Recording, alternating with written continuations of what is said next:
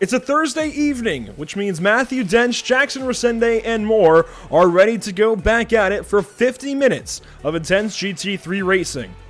The North American Racing League round number 3 at Interlagos is coming at you live here on Pit Stop TV.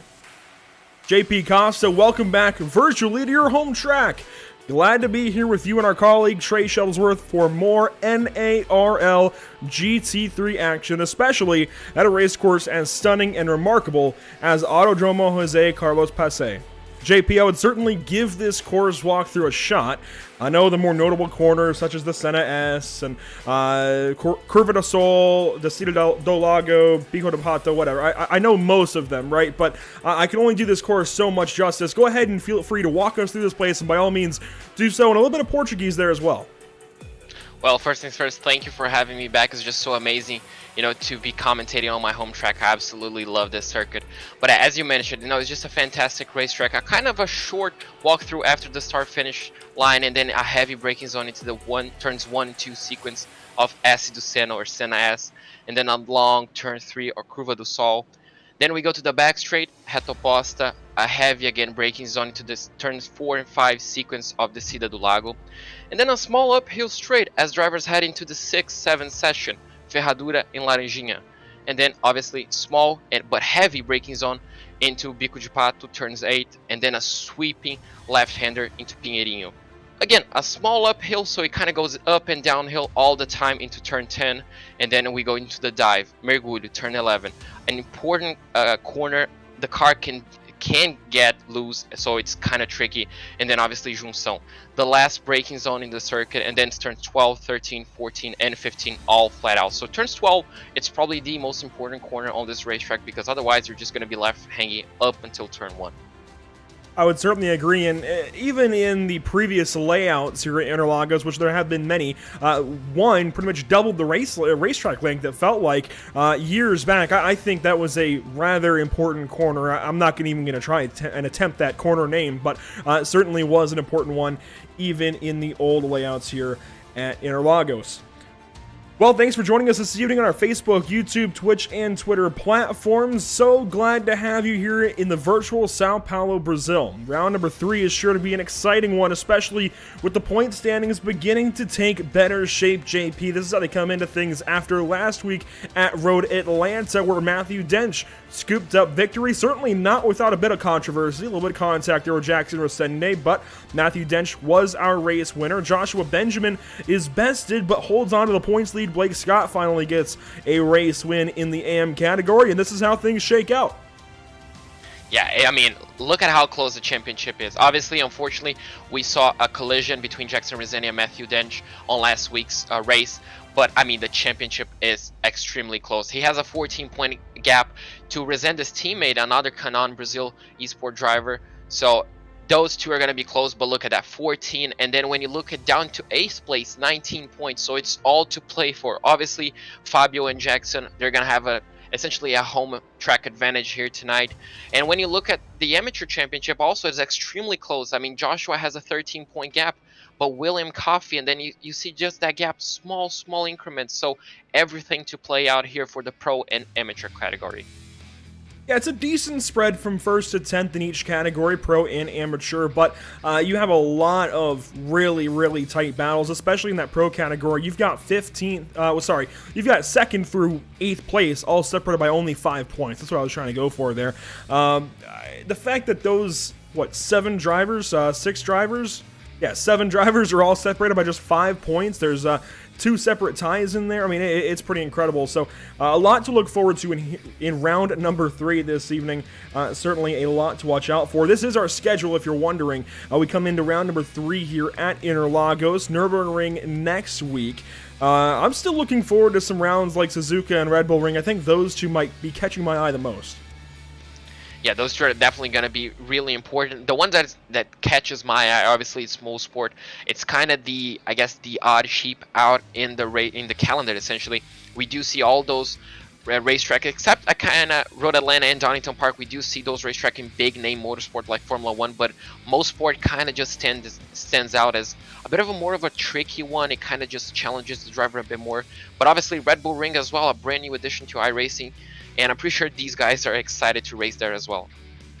Yeah, a lot of premier circuits on this schedule, several of them taking F1 dates and others taking IMSA dates, and so on and so forth. So a lot to be looking for throughout this entire first season of the North American Racing League. Let's transition over to practice currently. You can see some race cars on the racetrack, and well, Fabio Zamperlini is not quite leading. There's Jackson Rosende. He is currently leading in practice. We'll take a look at the practice standings with 4 minutes left in this session, and you see a lot of blue in that top 10. Yeah, it's not something we were seeing last week. We saw it kind of split up, but this time looks like the pro drivers have kind of edged themselves ahead. But look at the gap, even in practice, 29 thousandths of a second between first and second. But second is not the name we're kind of used to seeing. Normally we see Matthew Dench in that second place or first place, but a new name there, and Fabio Zamperlini just a 10th off his teammate in third place. So this could be interesting to play out for the Canon Esport drivers. Yeah, I think it's, I guess, to be expected towards the top of the scoring sheet. Rosende and Zamperlini are quick. I am noticing Scott Reister is also very quick in that 2:42. What's interesting is how far back guys like Kimbrough and Niederbach and Tenorio, they all are. Even Harry Wills and Alex Trevor within the top 10, but multiple tenths back of our top 3, and then things kind of bunch up from there. So the top 3 very close, within a tenth of one another, but then there's that big gap back to 4th, and then they get tight once again. A lot of drivers getting up to speed, even guys like Tyler Campbell that we've seen in so many series here on Pit Stop TV. Glad to see him making his return to the series, or at least maybe his first or second start in the series. And a lot to look forward to here. We're going to take our customary pre-race break now. We'll be right back to you momentarily with more coverage from Interlagos, round number 3 in the North American Racing League.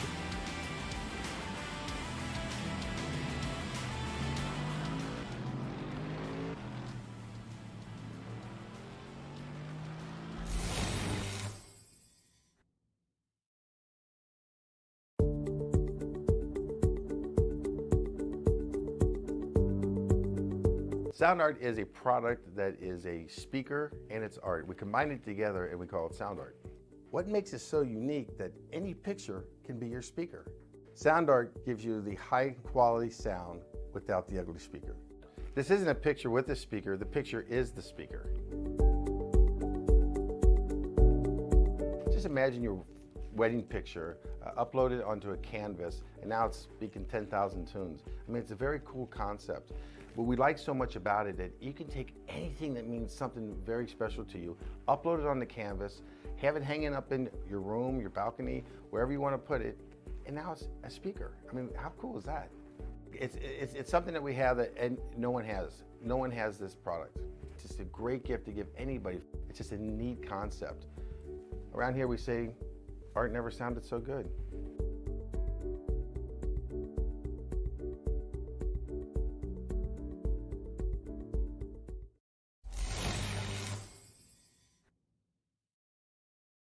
After months of quarantine, we're all interested in how we can become our best self. The team at Permanent Makeup and Cryo is here to help you get the flawless makeup look every day without the extra effort or time.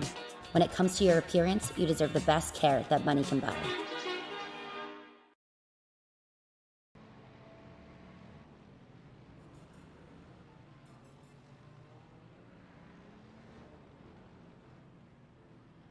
Welcome back to the virtual Autodromo. Jose Carlos Pace. We're just going to go with Interlagos the rest of the evening. I'm sure, JP, you can rattle that off each time, but boy, it's a bit of a tongue twister for me. Glad to be here joining you this evening on the iRacing.com sim. Glad to be joining you here this evening from the virtual Interlagos. The track between two lakes, it is certainly a fantastic circuit. It has been home to some fantastic finishes lately, some fantastic races in general within the Formula One calendar, and just it is a solid little racetrack.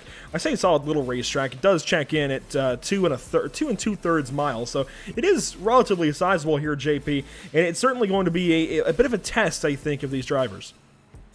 Yeah, exactly. It's not necessarily small, but it's not as big as some other racetrack. But it's a short, fun racetrack, I guess. It goes up and downhill overtakes are possible in pretty much each and every single corner, and that's kind of what we look for into a race. You know, sometimes it's nice seeing a race that flows nice into qualifying, seeing a one car pace, but this track, it just provides great racing throughout its layout, and I think that's one of the things that we kind of do love about this racetrack, and one thing that definitely provides great races throughout, I mean, pretty much each and every single category.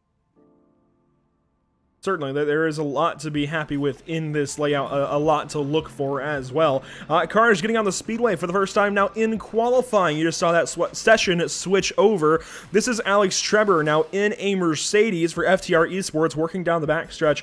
Several other drivers, most of the field, in fact, getting out there for their first attempt at qualifying. There's his teammate in Tyler Campbell in the other FTR Esports machine, the number 233. Several other drivers getting out here. Here's Chad Klinger out of the West. We got Russell Burton on the speedway as well, one of the AM drivers in a Porsche. Let's go up to pro category now. Here's Aldo Secklin working out of the pit lane. He's just listed as international. Several others getting out of the speedway, including, of course, Jackson Resende.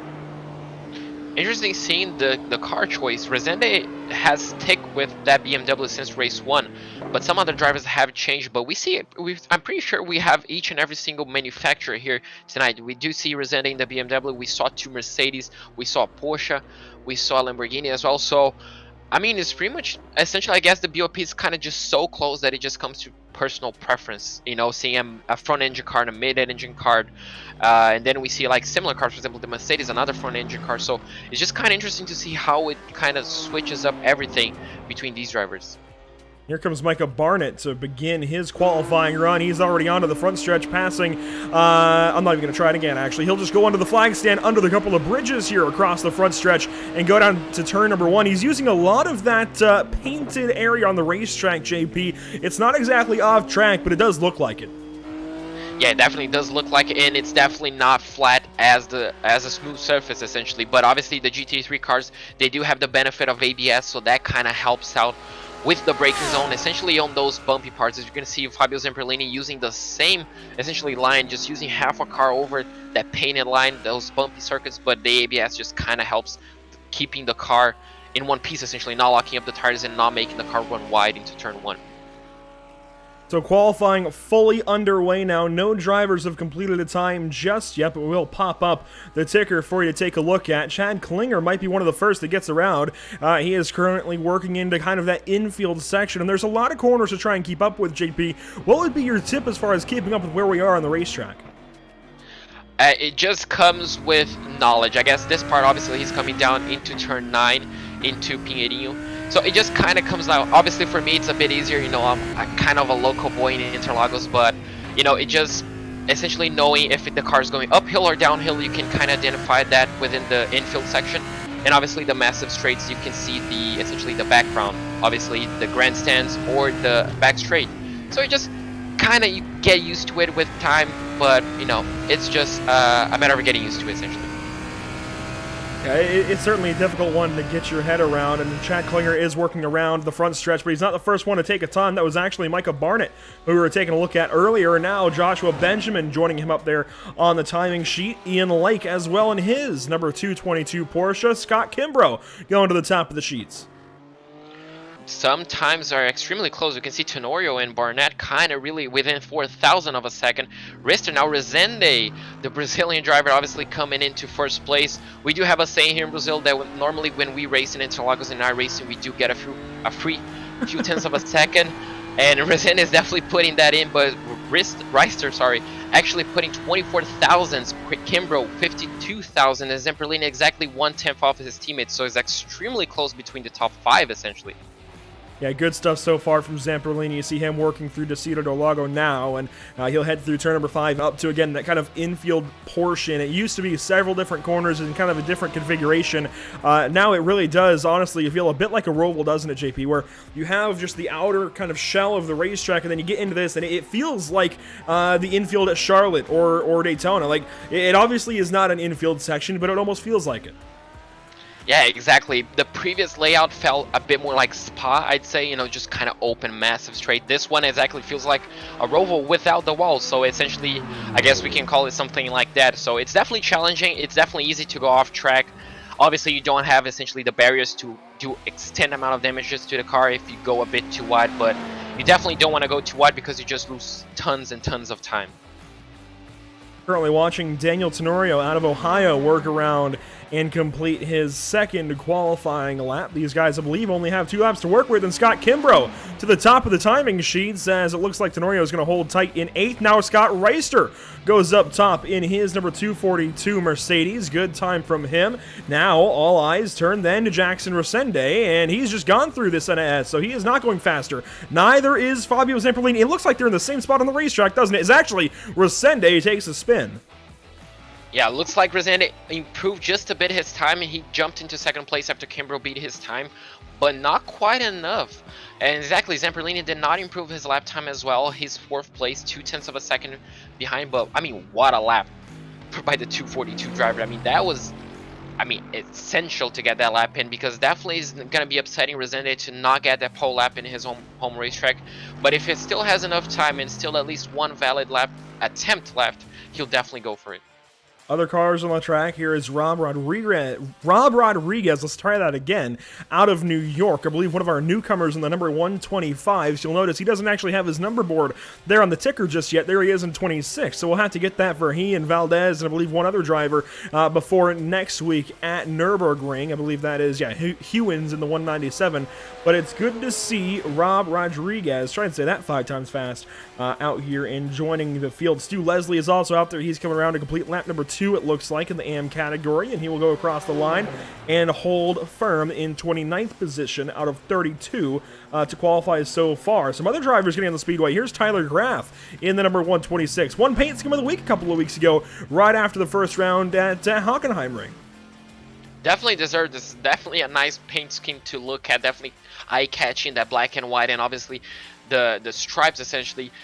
I guess that's a pink, yellow, and blue stripes. I absolutely love that livery. Definitely a well-deserved of the award. But I mean, let's talk about the top 10. It's not something we saw from the past 2 weeks. We don't see a single amateur driver there. So kind of the pro drivers elevating, I guess, the level of driving by putting it all 12 to top 12 are pro drivers. So kind of not pressure building, obviously, to the amateur drivers. We don't really expect them to go against the pro drivers, but it was definitely fun seeing those guys kind of put a challenge between the pro drivers. Aldo Secklin for Radicals Online coming around and completing, it looks like, potentially lap number 2, or even, I think he's coming into pit. This is some pitting practice, which perfectly illustrates the fact that you can really push to the top of the hill. The pit speed does not go into effect until you come up over that crest. That's where that yellow cone is to begin pit lanes. So you really can push up that hill and use it to slow you down. Bruno Alcaraz ending his run. Here's Giuseppe Rivas, I believe, who is potentially mid-run or coming around to likewise end his run and just go ahead into the pit lane momentarily. But most of the field has qualified. Just 2 cars have not, those being WF Amaro Jr. and Derek Dennis, the 184 and 150 respectively. But 35 cars then have qualified. That's the good news. Yeah, it's amazing to see this many cars qualifying. Obviously, Interlagos, you do have a chance of just clawing back through the field. It's much, much easier to overtake than Road Atlanta we saw last week. And, well, those guys that probably didn't put the qualifying lap that they expected or didn't qualifying for some odd reason definitely will be thankful that they're Interlagos. And as you mentioned, that pit lane entry, you go uphill, so you kind of do have that to help out on the braking zone, so you can kind of just brake so late and just risk it all on a pit entry. And just as I mentioned the 156 Manriquez goes into 9th place, so an amateur driver, just as we mentioned, upsetting the pro drivers, putting his car in the top 10 qualifying spot. Yeah, how about that from Josue in the number 156? I know he's got a bit of a fan club out there, so by all means, guys, cheer him on. He could certainly use it. He will be starting, it looks like, from within the top 10, sorted out into a bunch of other pro drivers. His first amateur competition is going to be Bruno Alcaraz in the 12th spot when we go green flag racing here in a little bit. So certainly Josue doing a great job there in the number 156. Here's Jackson Rosende, still on the track, but coming in now to go ahead and take some pitting practice, and you can tell he has been in the barriers rather aggressively, rather hard, and that will end his qualifying attempt. It had been over for a couple of laps there, JP. Just go ahead and he was just taking some extra laps, which I love to see from drivers, using that extra time, using laps that are not scored to get more practice. Yeah, exactly. There's no such thing as too much practice on a racetrack. It's obviously good, and it kind of does help as well, because when you have a damaged car, sometimes it just handles different. It just, it reacts different to your inputs. So sometimes you get a bit of practice with the damaged car, and that can help out in the race. You never know when you're going to get involved into a collision. Obviously, sometimes it's not your fault at all. So it's just kind of good to get practice in each and every single situation possible. I would certainly agree with that one. We're getting ready to roll right into our grid here this evening for round number 3. So glad once again that you're joining us here on Pit Stop TV. I want to thank the NARL GT3 Series partners, Race Lab, Tam Livery, and J Solution. I believe was what it is. I have to refresh myself actually on that. 1 week away will certainly do a lot to your mind. JS Consulting, that's what it was. JS Consulting. The JS kind of had me a little bit confused. But we will tell you more about each of those partners here in just a little while. Meanwhile, cars getting onto the grid to get going for round number 3. Let's walk you through all 30-some drivers. Starting on pole, it is Scott Reister. How about that for the 242 with Jackson Resende to his outside. Starting third this evening, it's none other than Scott Kimbrough with Fabio Zamperlini in fourth. Starting fifth, we're going to have the 245 Jack Niederbach from FTR Esports with Harry Wills to his outside. Starting 7th, it's Alex Treber from FTR Esports with Micah Barnett next to him in the 8th position. In the back row of the top 10, it's Josue Manriquez, there we go, the lone AM driver in the top 10, along with Daniel Tenorio out of Ohio. Starting off in 11th place, we do have Aldous Hecklin in the 266, and right alongside him, Bruno Alcaraz in the 144. Starting off in row number 7, we do have Giuseppe Rivas in the 271 and Chad Klinger in the 109. Starting off in row number 8, we do have Joshua Benjamin in the 178 and the 197 of Spencer Hewins on his outside. In row number 9, we do have William Coffey in the 157 and the 167 of Blake Scott on his outside lane in 18th place. And finishing off the top 20 in 19th place, we do have Tyler Campbell and Mark Scott on the 20th place. Starting 21st this evening, it's Billy Bowerman, one of the newcomers in the 102, followed by Federico Tamayo in the 112. Starting 23rd this evening, it's Armando Bejaran in the 205, followed by Mike Braun in the 107. Starting 25th, it's going to be John Sedlak. Starting 26th, Ian Lake. Starting 27th, it's none other than William Valdez with JP Alfonso alongside. Starting in the 29th position, Rob Rodriguez and Russell Burton. Starting in the 31st position, Stu Leslie, then Clarence Rosa, Sean Patterson, Tyler Graff, and Philip Ranieri rounding out your list of qualifiers. Derek Dennis and the number 184 of WF Amaro Jr. did not take time. So that is your starting grid from Interlagos. So many cars for us to try and keep up with. It's certainly a large list, and it looks like a few may even be opting to go ahead and start from the pits. And we've got a stack up further back. I'm not sure who that was. Was that potentially... Oh, was that one of the Scotts? I think that might have been Blake Scott, actually. Yes, in that BMW. He might have some damage. Might have also been the car behind. But what we do know is we're coming around to take the start here momentarily.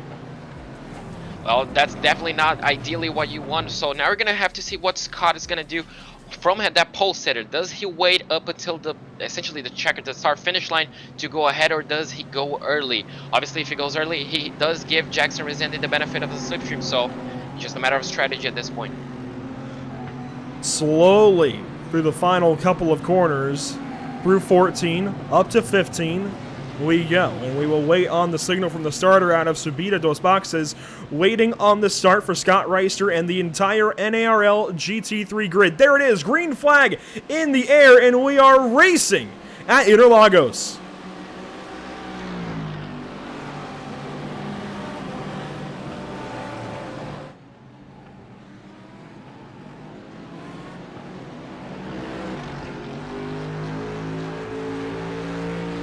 A very good start for Scott Reister, but it's 3 wide behind, and that is Zamperlini in the middle. Huge accident.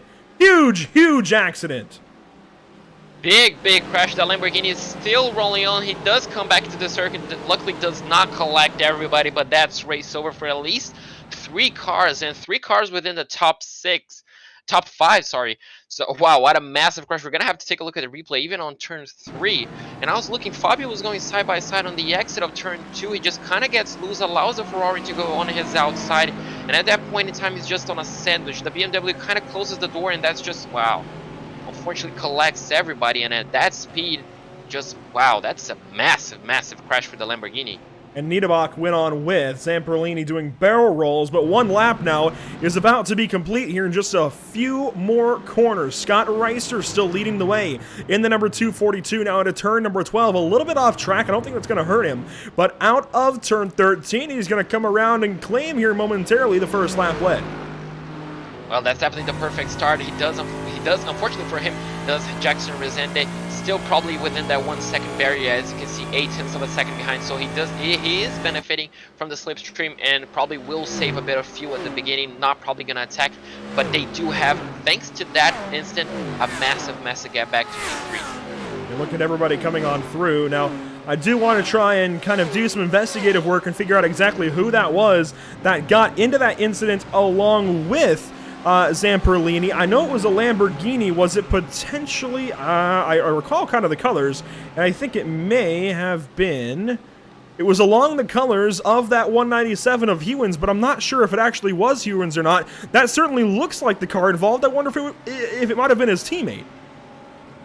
Well, we're probably going to have to take a look, but it was just so quick that it happened. And that Lamborghini, we were just seeing the 197. You know who it was? I think it was Scott Kimbrough. He is in the pit lane. I do want to get a quick look, and yes, that is who it was. It was a similarly colored BMW, not that Lamborghini. So it was Scott Kimbrough who came across the nose of Zamperlini and kicked off that big incident.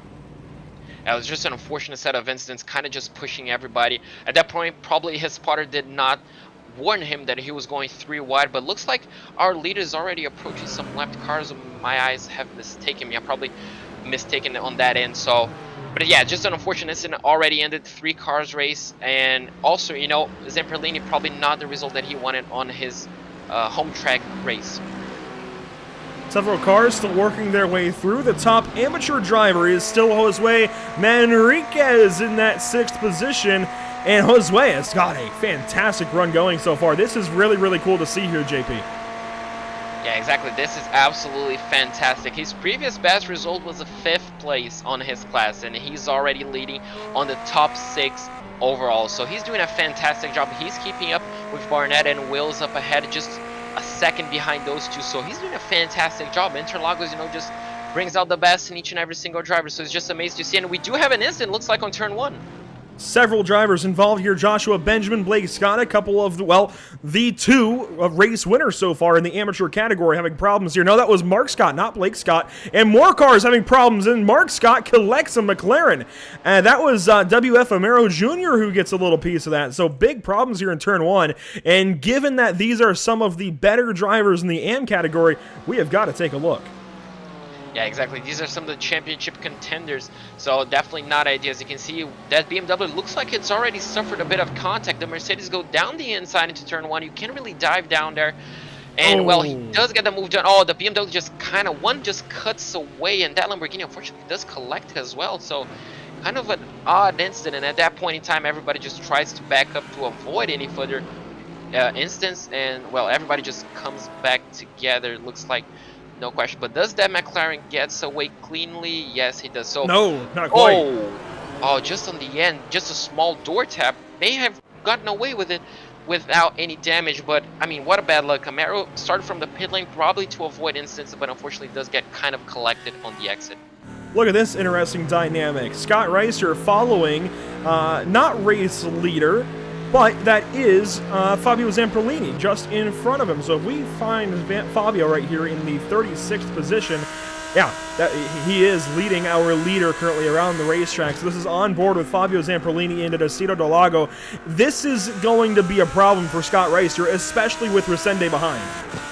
Yeah, I was just going to mention, obviously, blue flags will probably be in effect, but he's definitely not going to make this easy. Look at the gap that Resende. It's already down to half a second. It was 9/10 a few laps ago. He opens, he completely gets out of the way for Reister, kind of make it difficult, and completely gets out of the way for his teammates. So yeah, great move. Definitely helped out his teammate. Probably didn't hurt Reister that much, but definitely closed in the gap.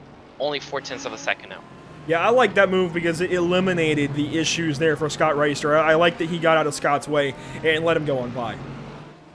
Yeah, exactly. He got out of the way probably on the best part of the circuit. You definitely don't want to be held up on the infield part, on the infield section that we like to call in sector number 2, because there's absolutely no way to pass. And when a lapped car is in front of you, you're probably going to lose tons of time. So he definitely got out of the way. He gave Reister the benefit of a slipstream throughout the back straight and into between turns 4 and 5. So a great move.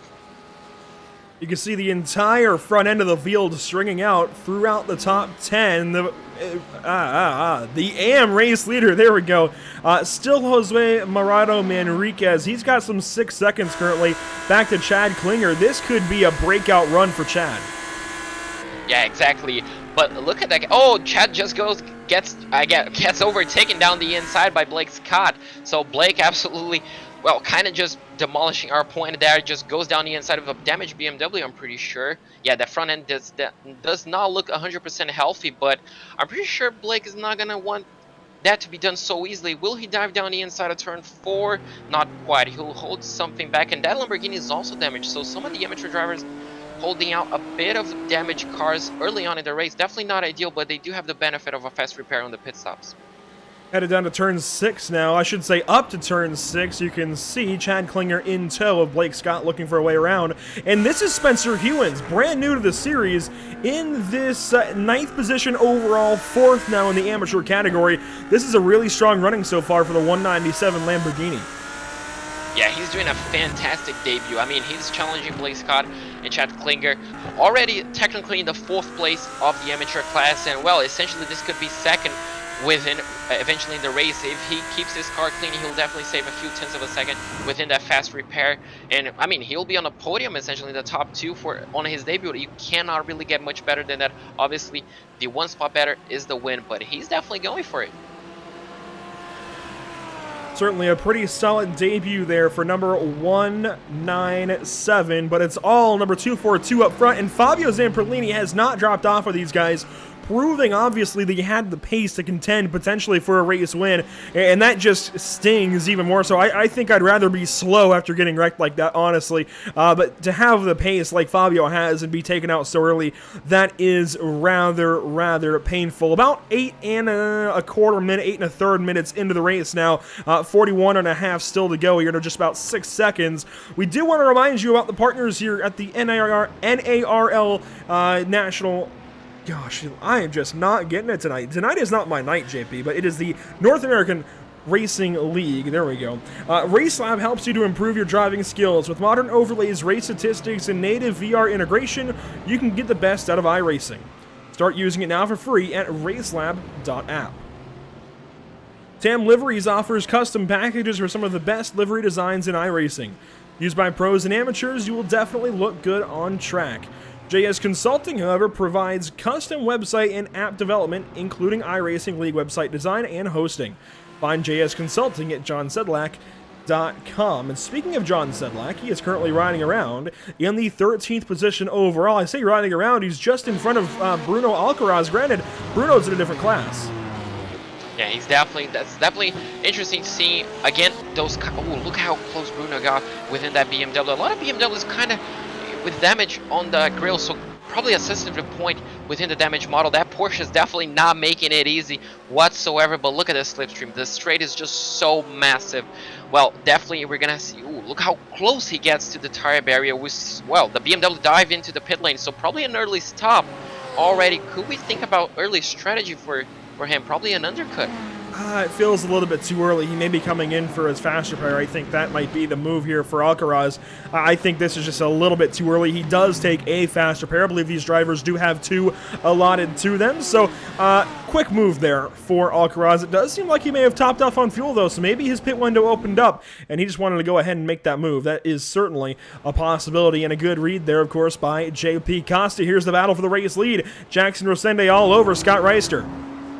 Well, he's definitely applying the pressure. Now, I'm not pretty sure what the strategy will be for Rosende, if it's all-out attack at this point, or he's just applying pressure, trying to force Reister into a mistake and saving fuel at the same time. This is definitely going to be a big point if he can save enough fuel to jump Reister on the pit lane. You know, some drivers, obviously, these guys can think about strategy on the point straight after lap 1, so it's going to be interesting to see, does he get close enough to make a move, or does he just stick back and just proves that he has the pace to keep up and eventually jump in on the pit lane? It's hard to say, and I do think Resende will likely end up forcing the hand of Scott Reister later on. That seems like the way these battles go. Certainly historically, as we watch on board from Reister back to Resende as he gets oh so close there in the beginning of the Senna S, turn number 1, and now down through the rest of the Senna S and Curva do Sol onto what I call the backstretch, what the rest of you call, what is it, Reta Opaste or Opasta? Reta Opasta, there we go. Yeah, that's the perfect translation. It really, literally translates to Reto Oposta. So, perfect translation, just back straight, and then obviously they go downhill and then uphill again into sector number 2. But as you mentioned, Fabio Zamperlini is just so close to these two. I mean, he just, obviously he showed on qualifying, he had the pace essentially to be with these guys, but I mean, look at it, he's just providing a rear gunner situation, but he doesn't really need to. He's all the way back, unfortunately, after the lap 1 instant, but look at how close he is. He's not dropping back. He's just keeping up with these guys. Yeah, staying within frame of our 2 race leaders, even though he is in the 31st position, it's looking like. So he is working his way through the field, it seems, but still quite a ways back now as he works down through turn number 11 and to turn number 12 behind our race leaders. And it does look like Scott Reister is about to have some brand new lap traffic up ahead. It's hard to say exactly who that is, but if I had to guess, I dare say that could be Aldo Secklin after his pit stop, and it looks like it is in the number 266. Very interesting. I guess he must have been involved in an incident. He took a 2.5 minute pit stop from Radicals Online. So could possibly be a tow as well back to the pit lane. So if it is a tow, as we do see, it looks like an Audi on the exit of Derek turn Dennis. 2. Yes, that Derek Dennis. So probably got lose, I guess, out of turn 1 between turns 1 and 2, because that's not an unusual spot you see a GT3 car hanging by. But obviously now Reister has a brand new challenge, which is lapping cars, and that really will play out in the hands not only of Resende but also his teammate, because obviously his teammate will just benefit. Drivers will be getting out of the way for the lead battle, and well, he's just less than a second back. He'll just overtake him as they get out of the way, so this could really benefit Zamperlini on the longer run. Scott Reister coming up to, well, it's just labeled as S. And I like that name. That's easier for me to say. Turn number 8 now down to turn number 9. This is a really wild section on the racetrack. I actually really like running it in any car.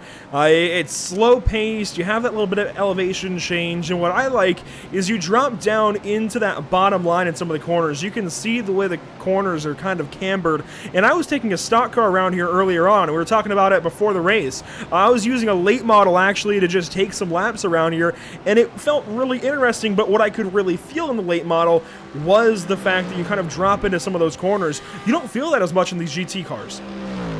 No, exactly, and the fun thing about some of these corners are where it just allows so many different lines.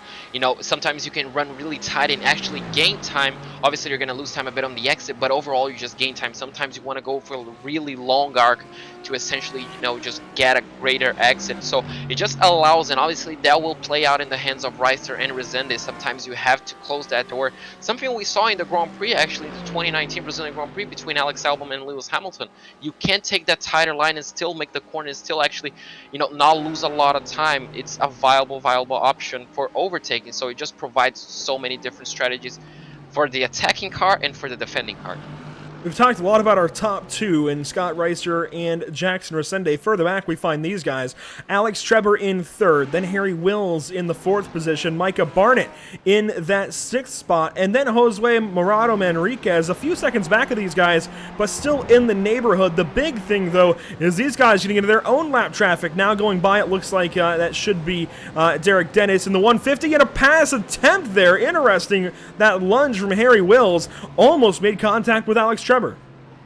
Yeah, that's the thing we mentioned. You know, you can just run so tight. Sometimes you can try to dive bomb a car, but obviously the run is just so short that it doesn't really give an opportunity to just, you know, outbrake someone. Harry Wills is definitely trying to try his best to get past Trebor, but you know, Trevor's just putting in an amazing defense at this point in time. They kind of drop back from the leader 6 seconds at this point, but I mean, this battle is going to keep on going, and with them being on the same car, Wills is definitely going to be benefiting a lot from the slipstream, because Trebor is just going to be punching that clean air in front of him and just allowing that pocket of air for Wills to close in. Yeah, there's not so much of that balanced mix match, is there, between like oh, he almost got into him there in turn one, but like the Lamborghini and the Audi, they have a pretty similar balance in that the rear engine and on the same platform realistically, but put one of those up against the Mercedes and they're completely differently balanced, being that the Mercedes is front engine and has a lot of power going straight to the rear wheels. So definitely big differences between a lot of the platforms here in the GT3 class on iRacing. Another battle happening further back is the battle for second place, and well, actually no, third now in the amateur category. Chad Klinger still leading, well, not leading, but leading the 197 of Spencer Hewins around the racetrack. These guys battling for 8th and 9th overall, again for 3rd and 4th in the amateur category, and nothing has changed here. I'm interested by this. Well, I say that, and here we go. Hewins going for the pass, and he's going to make it stick. Wow, that's an amazing move. I mean, he got a perfect exit out of turn 4 and turn 5, and he just stick that car on the inside, and absolutely nothing Klinger can do. These cars just don't essentially have the downforce to run side by side up the hill into turn 6 and 7. Amazing move on the inside, and well, he's definitely on a run. He's now on the podium for the amateur class, and well, he only has 2 cars in front of him to try and make it to a win. And the 197 is looking really, really good as this race evolves. We're almost 20 minutes in, which is 2/5 of the way through this race, and he is looking really strong moving up through that amateur category. This other little battle right behind these guys is Giuseppe Rivas and Tyler Campbell. This would be for the top 10, well, the 10th position overall on the racetrack anyways, and Tyler Campbell wants it. Well, we've been talking about balanced cars, and we're seeing just, you know, essentially the same car battling the same car. We just saw 2 Lamborghinis fighting. Now we're seeing 2 Mercedes fighting. So essentially everybody's just being brought together. No! Completely missed his braking point, and I mean, what an avoiding action. Yeah, what a catch there from Tyler to keep from going into the barriers and having bigger problems. That was a really, really good save from Tyler Campbell to A, miss Giuseppe, and B, save the race car. That was impressive. That was amazing. He definitely got saved by the ABS there. If that was a GT, it probably wouldn't have been the same scenario, but I mean, that was just so amazing. Great reactions to avoid a collision. But look at this. We do have another battle between 2 Mercedes and a BMW, 3 front engine cars. And oh, looks like the BMW is trying to be a bit opportunistic on on turn number 9. Probably didn't quite make the move stick, but well, these guys are battling hard for that final podium spot. That they are. This is aggressive racing between Harry Wills and Alex Trebor and Micah Barnett. Harry Wills just grabbed this 3rd position a few moments ago back in the first sector of the course and got by Alex Trebor, and then Trebor shut the door on Micah Barnett. We're not going to take a replay of that because this is just too good to leave. I mean, these guys could have had any kind of moments in that kind of infield section that we keep talking about in around turns 8, 9, and 10, and they almost did have some moments. They got very, very close, especially Micah Barnett and Alex Trebor, and now Alex has the run down to turn number 1. He will go. He's out to the outside now of Harry Wills, looking for something, but it's just not going to work. Well, he kind of hang around the outside. Unfortunately, he did not, but look at the cutback line. He's going to get a much better exit. Oh, that was Fabio. Yeah, it looks like he got involved with the McLaren of Amaro. So unfortunately for him, a second instant just as we were looking into a battle, and he finds himself stranded between turns 1, 2, and 3. Well, that's going to take some time to get out of that situation, out of that place, because everybody's going to be passing through him now. Yeah, that's a really bad spot to sit on the racetrack, and unfortunately there's really nothing he can do. He is still there, waiting on his opportunity. This might be it. He will go ahead and take it. There goes Fabio Zamperlini rejoining the race course. Just heartbreak keeps on coming for the driver of that Lamborghini. Meanwhile, this is 3rd, 4th, and 5th still in the pro category and overall. Well, these guys are still going to go at it. Barnett at this point, I'm pretty sure he's just trying to find a gap. He's just waiting for these 2 to go side by side within a corner, essentially, just to get a better exit and slingshot his way into P3. So at this moment, you just kind of do have to hang back. You know, I'm not really sure if you want to be battling with the car ahead of you to allow, obviously, 3rd place to essentially get away. So you just kind of hang back, save a bit of fuel, learn the driving techniques from both drivers. He has a prime position to learn from both of them and learn their mistakes. So, you know, it's kind of just a waiting game at this point for him, at least in my opinion. I can't disagree there. What I will say is that it seems like Harry Wills is just a little bit faster through the, tight and technical portion of this racetrack, Sector 2, if you will. But, oh, there's a shot in the shorts. I've not seen a bump and run with 2 GT3 cars, but we just saw one for the first time, at least that I can recall. Harry Wills moved in turn number 1 by Alex Trebor. What did I mention? Barnett was just waiting for. He was waiting for something like that to happen. You just stick back and wait for something big happen so you can take two free positions, and that is exactly what happened. So unfortunately, essentially a bump and run what we saw. Obviously, not as clean as NASCAR sometimes, but Alex No, Crafton, not at unfortunately, all. just missed a bit of his braking point. Obviously, he's just carrying so much speed at this point. You can see the car just closing in. That Mercedes low getting bigger, bigger, and bigger, and unfortunately just breaks. I mean, that's like 2-3 meters, maybe just too late. But at that moment in time, you're just carrying like what 3, 4, 5 kilometers an hour is too much, and that's the result. Luckily for Harry Wills, only two positions lost. So not the end of the world. Obviously not ideal, but could definitely been worse. Yeah, in class he only lost a couple of spots, but overall he did lose a position to Josue Morado Manriquez, who is now into top 5 position here in the AM category. This is really big stuff for Josue. I'm loving what I'm seeing from the driver of the 156. He is listed as none, which makes me wonder if he might be out of the country of Mexico. I know that has been added rather recently in the sim as a club, and I don't think it's made its way into ATVO just yet, so I wonder if that is his country of origin. But regardless, Josue doing a great job.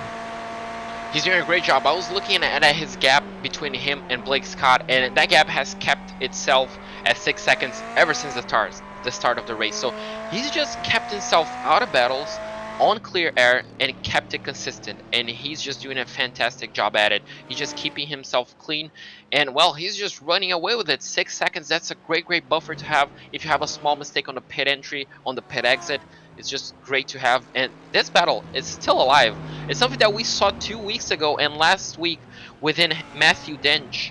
And now we're seeing Scott Reister just doing it the exact same, not cracking under pressure, keeping Resende at bay. Now the question is, will this be a repeat of Hockenheim? Will Resende just save enough fuel to jump on the pit lane? Meanwhile, some drivers taking to the pit lane. Here comes JP Alfonso as well as William Coffey. Some of our amateur drivers. William Coffey coming in. JP Alfonso, we already saw him. Here's Stu Leslie, Sean Patterson, and more down the pit lane while our leaders try and get it going and do some battle for position. I wonder when they pit. We are working up to that halfway point here, JP, so we could see it at any point in time from either one of these two. Yeah, exactly. And the beauty of having essentially a short road course is it allows you to save a bit more fuel just to go an extra lap. Obviously, on a longer circuit, it's much more difficult, but on this one, it allows. So if Resende saves a bit more fuel, he can go for the overcut, sorry, and Reister obviously will be trying to go for the undercut. But I mean, these two are just so close. If the gap goes down to 3/10, goes to 4/10, and none of them are making a single mistake. It's just amazing to watch. This is really close between these two. Even still, we're almost halfway through this race. We will be in a minute and 15 seconds. So 75 seconds until we are halfway in this race. And these two are just a couple of tenths apart, which makes me wonder if Jackson is just straight up faster. And it's certainly a possibility. As they work into turn number 6, they do have lap traffic up ahead. This could be a problem for Scott. Could be a problem for Scott, could be a problem to Resende, depends on, oh, he just gets out of the way cleanly. So not a problem for both drivers, so they both clear himself out perfectly, and they can get away with their battle again. I mean, it's just gonna keep on going, but look at that train. Did you catch that on the corner of your eye? It looks like 3-4 cars ahead of Reister, so this could be a prime moment to think probably about a stop, so you can avoid this train. That's 3 cars in front of you battling for position. So, I mean, that's definitely something that his spotter will probably be thinking about. And these are cars on brand new tires as well. They're at least maybe not tires, but at least a new fuel load. They've just pitted, so they don't have to pit again. So there's no potential of them getting out of your way through the pit lane. Tyler Graff and William Coffey and more have just come in the pit lane. And Scott Reister, Jackson Resende, they stay on the racetrack as well. So no relenting there. Bruno Alcaraz, he made his stop 9 laps ago. The highest driver that I see that has pitted so far is none other than Chad Klinger here in the, looks like, 20th position overall. So he's actually behind Bruno Alcaraz, who pitted 9 laps ago. Otherwise, nobody in the top 20 has even sniffed the pit lane just yet. Yeah, some of these guys are probably going to be waiting until the last possible minute. Obviously, they do prefer to run the cars dry at this point in time, but look at that. Resende is definitely turning up the pace now. If he was saving fuel right now, it's the time that he's definitely burning what he saved. He's definitely applying 110% pressure on Scott Reister. And well, at this point in time, if he doesn't crack under this amount of pressure, he probably won't at all. But you know, this is just gonna be common to see up until the moment these two go into the pit lane, and that's just the trust that these guys have. You know, they're running at so high level that you don't need to essentially worry about a mistake from either one of these two. And I mean, look at it, the gap is 0.2 of a second, not something we saw all race long. They are getting really, really close. They are staying really, really close. They do have that lap traffic up ahead, but I mean, this is remarkable between these two. It looks like Rosende has backed off a little bit. You got to wonder if maybe Reister plans to pit and Rosende wanted to buy himself some time, or maybe even if Rosende wants to pit. So we'll see exactly this time by if either of them finally come down the pit lane for fuel. They shouldn't have to make any tire changes, just that fuel stop, but no, they're going to go another lap. So we'll follow then the battle a little bit further back with Alex Trevor and Micah Barnett, and one car spins around. That's WF Amaro Jr. Looks like the McLaren driver is not having the best of luck at Interlagos this week. Unfortunately for him, looks like that's his second spin if I'm not mistaken. But looks like this one was on his own, and unfortunately he toes. He was just short of the pit lane. Looks like we do have a car exiting the pit lane just alongside the lead battle, and he gets out of the way. Now, essentially for Rosende, he needs to be as close as possible as Reister laps these guys, because as soon as one of those lapped cars gets away from Reister, he has to jump in that gun, essentially to make sure that that lapped car does not get into the racing line back in front of him. So he has to keep that gap within 1, 2, 3/10 of a second. We're gonna see a possibly, yeah, just as we mentioned, you know, he has to keep it within that barrier to make sure he does not lose any time whatsoever. So Reister still leading the way, 22 minutes or so to go, as we're still waiting on some of our leaders to go ahead and come down the pit lane. It looks like Harry Wills has finally done so, his stop has been made, but our race leaders still have not pitted. We're waiting on them, and I would expect them probably this lap. This seems like a little bit far to go already, but I would imagine that we might finally see them come in this lap. This is the 18th lap, and if they don't pit, then we'll just continue to keep saying this lap, this lap, this lap, because I can't believe they've gone this far. I would have thought that at least one of them, there we go, they don't pit this time either. I would have thought we would have seen one of them come in. Meanwhile, that lap car who rejoined the racetrack just behind these two comes back down the pit lane. Alex Trevor still following behind the footsteps of Micah Barnett. These two stay on the racetrack, as well as Jose Manriquez. And further back, Tyler Campbell is still battling with Giuseppe Rivas. And I mean, it's just battle after battle. Essentially, everybody except Manriquez is battling on the racetrack. We can see Giuseppe Rivas obviously battling Blake Scott at that point in time. And looks like he does get the move done. Looks like it. Yes, he does. Ian Lake as well, battling a Porsche against a Mercedes. So the battle between the German supremacy. But the Porsche, unfortunately, goes down in the pit lane. And it's so difficult to judge when Reister will make his pit stop, because he's the lead car. He's the one that's doing, I guess, the longest mileage on that tank. It's not like we're watching a battle for 10th that we can react to what the leader does. He's the leader. He's the one that's been driving the furthest. So he's the one that has to have the lowest amount of fuel on his tank.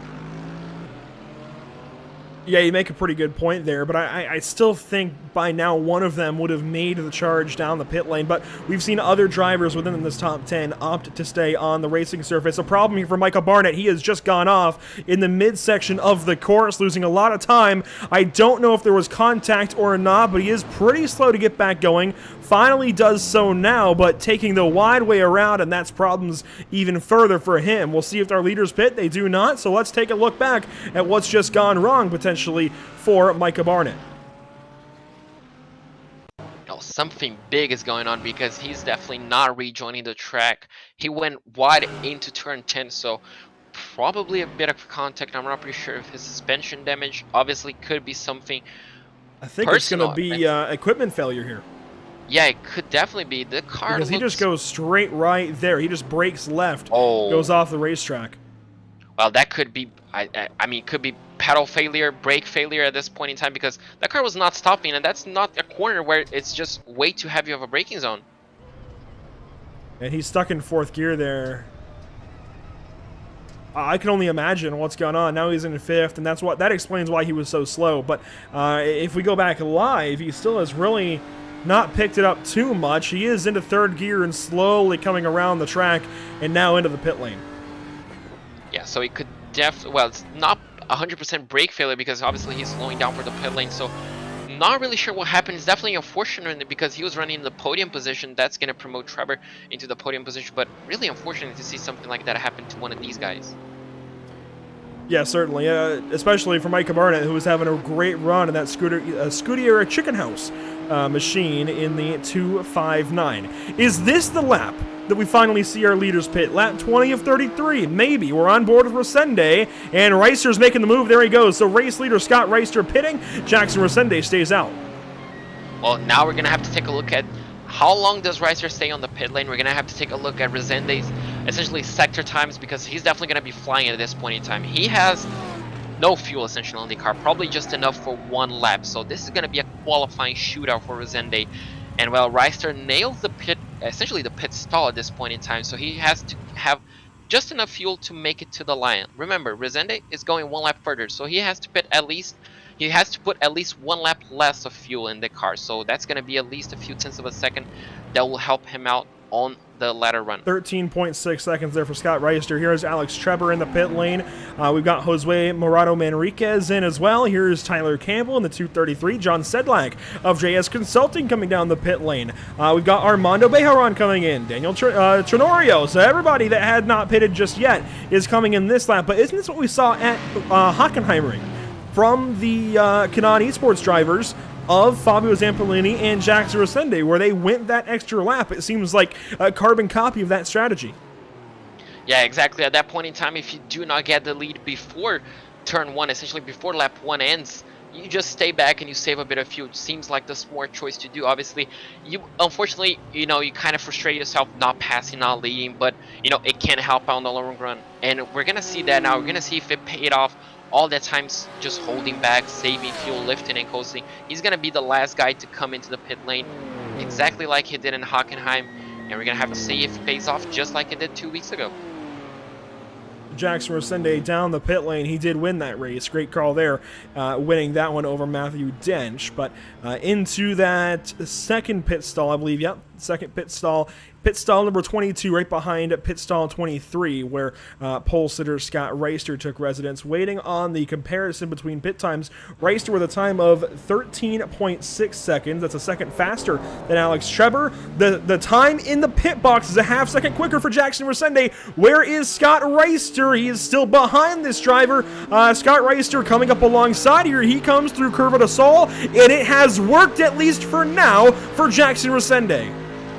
And look at that gap. It's much, 2 seconds essentially.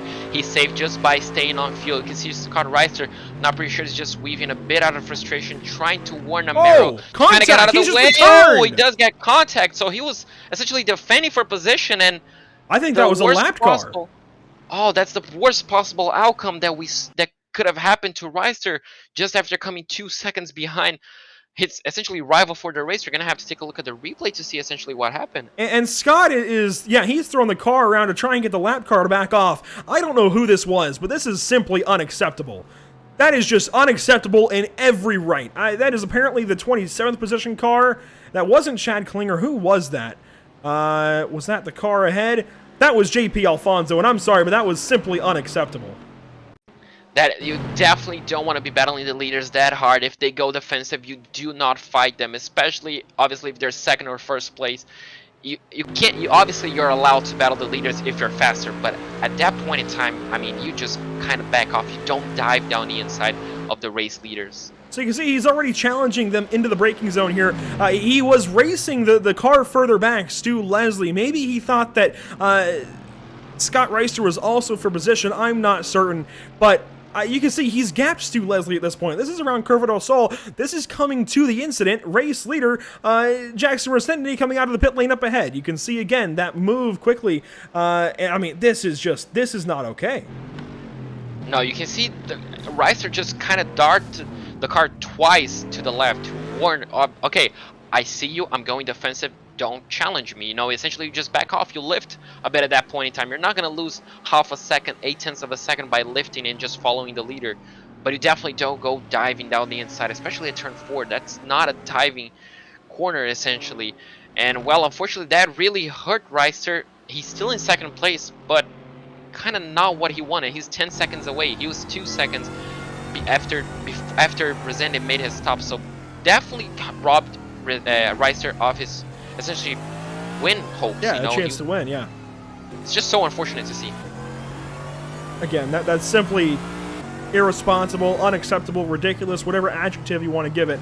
That just cannot be allowed on a racetrack when you've got a driver challenging for a race win and sorting that stuff out coming out of the pit lane, especially so close to Resende.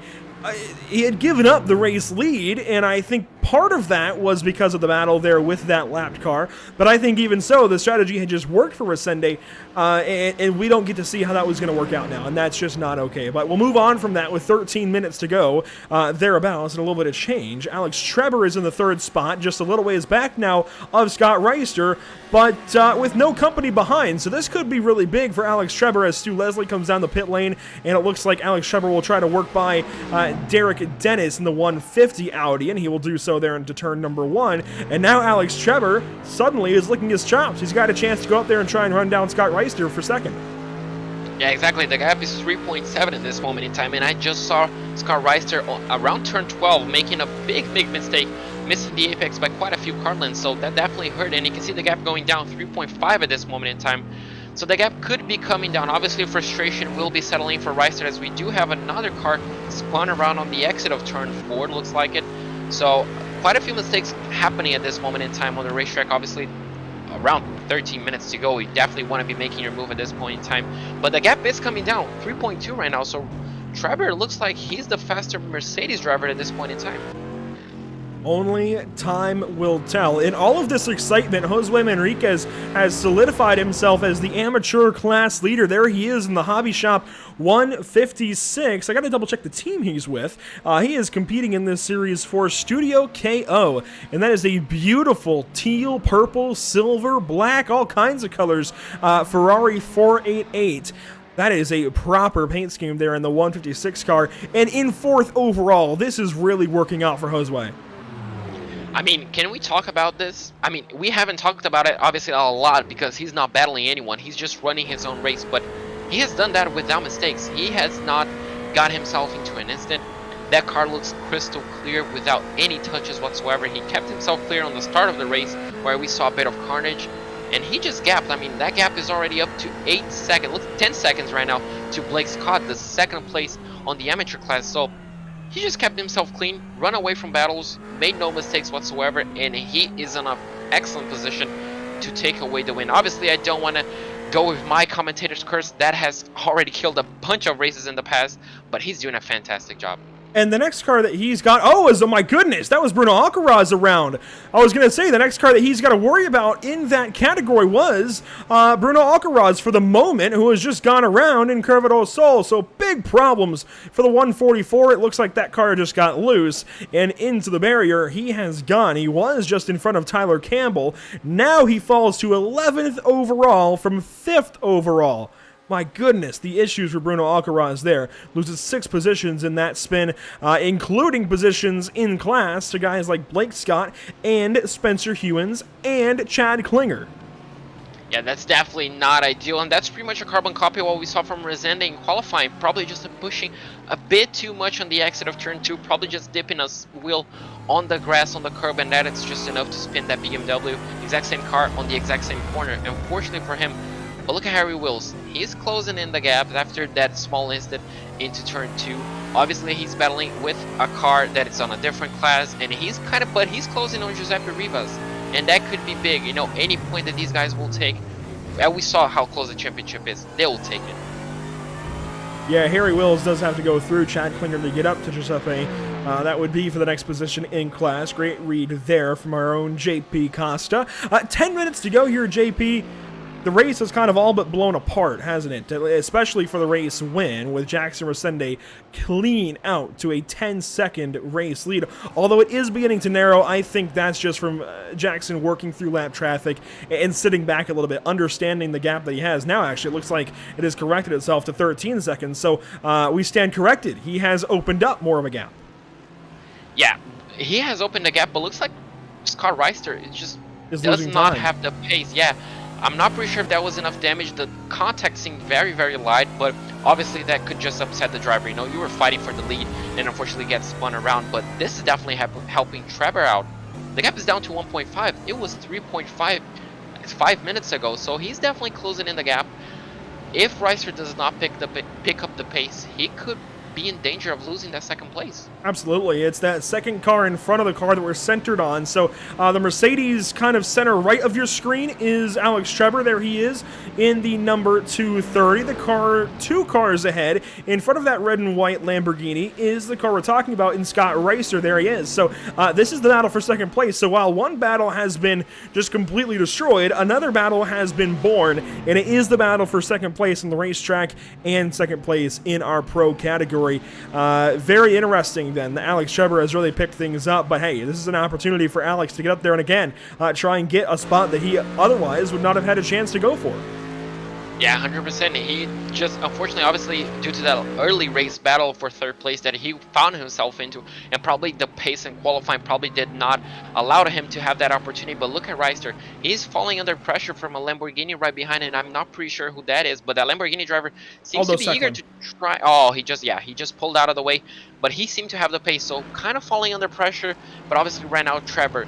But Reister, I mean, he just completely soaked the pressure from Resende, but looks like right now he's cracking a bit under Trevor, so kind of interesting scenes are developing here with 8 minutes to go in. Well, if Trevor gets any close, he'll have the benefit of the slipstream, and well, we know how big that front straight is. Could you make a joke there, cracking under Trevor instead of cracking under pressure? I think that one kind of sets itself up as, oh, Scott Reister's nose gets chopped there a little bit. Scott Reister is having the worst luck with lap cars this afternoon. I mean, this is getting a little bit rough to watch. Oh, and you know what? That's that same car up ahead, isn't it? That is the same car, I believe, in, yes, that is JP Alfonso. We'll take the onboard then with Alfonso and see how this goes up to turn number 1, because the battle for second place is on. Here we go. Alex Trevor has caught Scott Reister and is on the back end of that Mercedes. 2 Mercedes going at it to turn number 1. JP Alfonso finally gives way to these two, and we've got a battle for second. Now the battle is on, and look at how close these two are. Probably not close enough to make a move into turn 4, but if he has the confidence on the braking and probably the exit out of turn 3, probably could be close enough. Looks like not quite at it, but I mean, the pressure is definitely going to be building. Look at it. He's probably close enough to make a move down into turn 4. Can he put the nose in? No, not quite. Well, this is just... Oh, there it is, the mistake. Oh, he cracked under Trevor, looks like it. So and that joke finally off. Worked. There we go. So, oh, looks like the McLaren is off again. That Lamborghini kind of just does an avoiding action beautifully. But something has happened to that Mercedes. That definitely does not look like the car that was leading 80%, 70% of the race. Yeah, Scott Reister is not in the same, I think, headspace at this point in time. That might be the best way to put it. Now dropping into the third position with just 6.5 minutes to go. There is a battle brewing further back. Spencer Hewins with a mirror full of Giuseppe Ravas. This is for the 7th place in the racetrack. Granted, this is between 2 different categories and with a brand new driver to the field. Yeah, exactly. This battle obviously will not essentially affect any of these guys' championship, but it could be interesting if Hughes allowed Rivas to essentially pass him, if he has the pace, to allow him to close the gap to him and Blake Scott. I'm not pretty sure what Hughes' pace is like at this moment in time. The gap between him and Scott is around 2 seconds to 1.3, so it's kind of just going back and forth. Obviously, they're running different cars, so cars do have different strengths in different part of the circuit, but I mean, it's just going to be interesting to see if he can soak in the pressure of Rivas and just close in the gap to Scott. Yeah, it's going to be a bit of a distance there for Spencer Hewins to try and make up. It is kind of floating around just under that 2-second mark on board here with Hewins down the front stretch. 5.5 minutes to go. That's about 4 laps for these drivers. They're on lap 29 of 33, so they actually should be coming around to 4 to go the next time by the stripe. So these guys still have a good little bit of racing to go, but things are tightening up and time is certainly running out. There's another battle on racetrack behind these guys, Harry Wills and John Sedlak, who, he was just slow. So actually, no, it's Harry Wills and Chad Klinger, my mistake there. That is for the 9th position on the racetrack. Meanwhile, John Sedlak does have trouble, but from Daniel Tenorio. And as you can see, two different manufacturers. One of the few Porsches and one of the few Ferraris on the racetrack. The Ferrari goes down the inside into turn 4. The Porsche tries to hang around the outside. Can he do it? Kind of, yes, he can, but unfortunately gets hung out to dry on the exit of turn 5. And, well, that's a beautiful move for 12th place for the 291, looks like it. And, well, I mean, that's just sometimes how you do it into turn 4. Just get the move done, and now you have essentially clear air. Not quite 100% clear, but as you head into the infield section, it looks like the Porsche might be just a bit quicker and a bit tidier through that infield section. Just look how much the gap closed in within just essentially turns 8 and 9. And Tenorio is a teammate to the driver ahead, and Harry Wills. They are now 10th and 11th from Twisted Racing Team. It's very interesting then that different manufacturers but the same team are working around to one another. And Harry Wills actually is very, very close at this point to Chad Klinger. This could be a pass on the racetrack here shortly for Harry Wills. Harry Wills is actually in the... looks like he is still in the 10th position, just a little ways back at Chad Klinger, who sits in the 4th position in that AM category.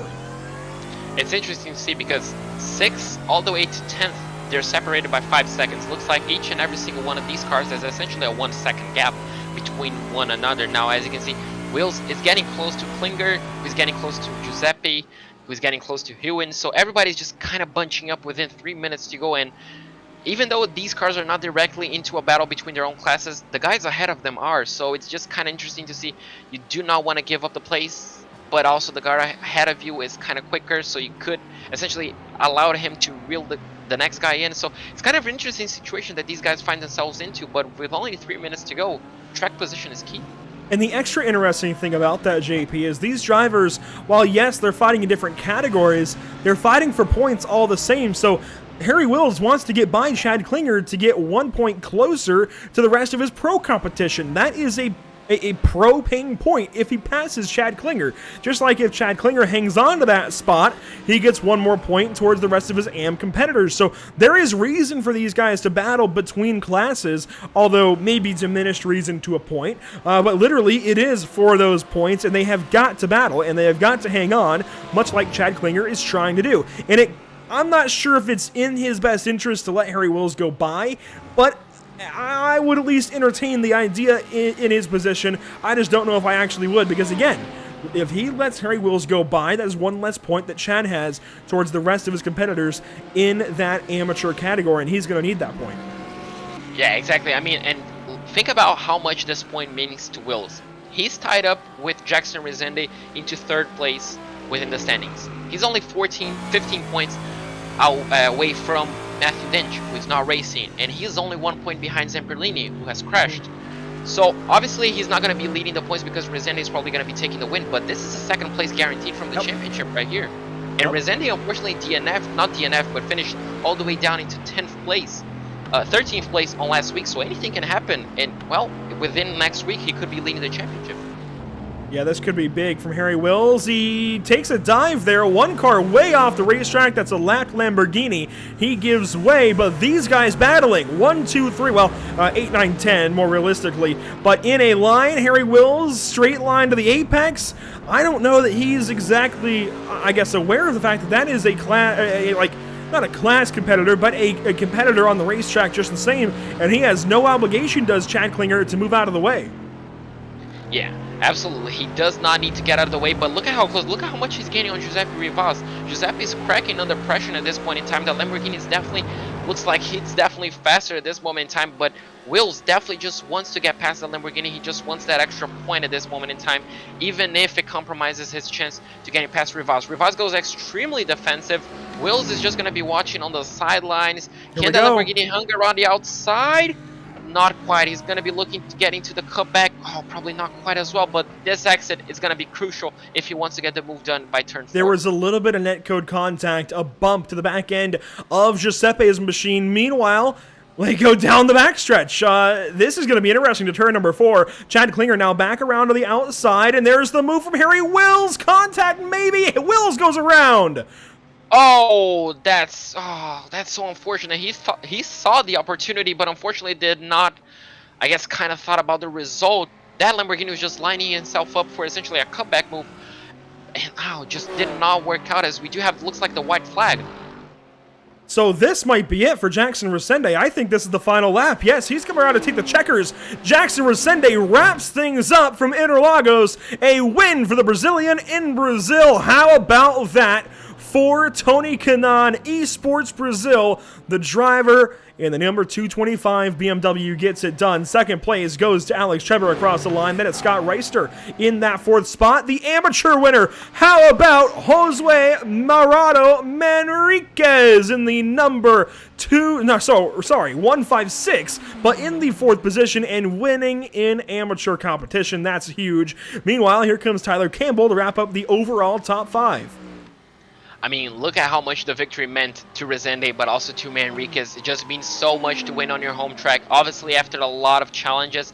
And look at this, looks like everybody's kind of battling throughout the line. Looks like Klinger holds into 9th place, Rivas into 8th, and looks like Tenorio finishes in 10th. The timing is going a bit crazy, but looks like the top 10 is all settled and done, as we do have a few battles, but looks like not close enough to change essentially the running order.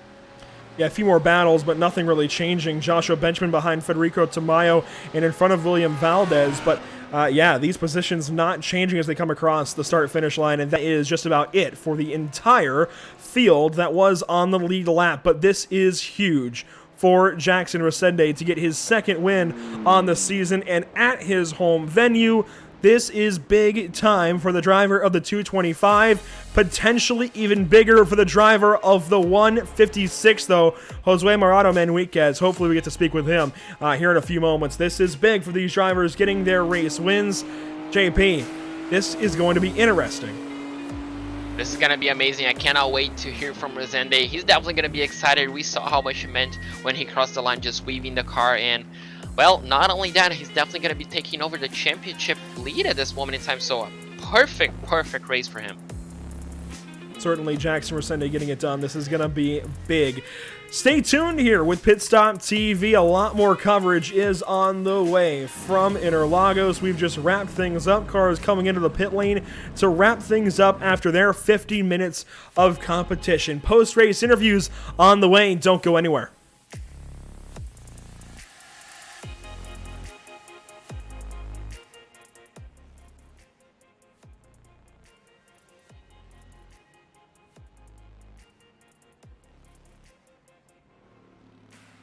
Have you found yourself trying to hide your joy because you're unhappy with your teeth? Your smile is the first feature noticed in an interview, on a date, or in family photos. We want you to be able to shine bright as your best self, and our teeth whitening system is the perfect step toward restoring your confidence. Sound Art introduces an entirely new way to listen to music in your home.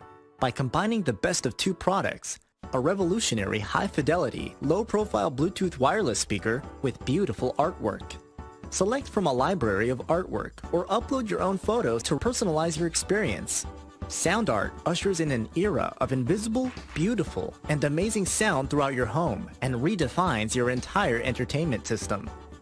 The need to reclaim your floor space and rid your home of unsightly speaker boxes that need to be bolted to the wall is now a thing of the past. Our canvas is printed on high-quality permalite by Breathing Color. And select from our gallery or upload your own.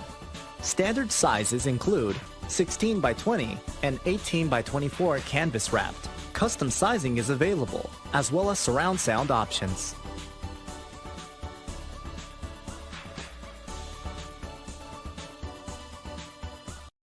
After months of quarantine, we're all interested in how we can become our best self. The team at Permanent Makeup and Cryo is here to help you get the flawless makeup look every day without the extra effort or time. When it comes to your appearance, you deserve the best care that money can buy.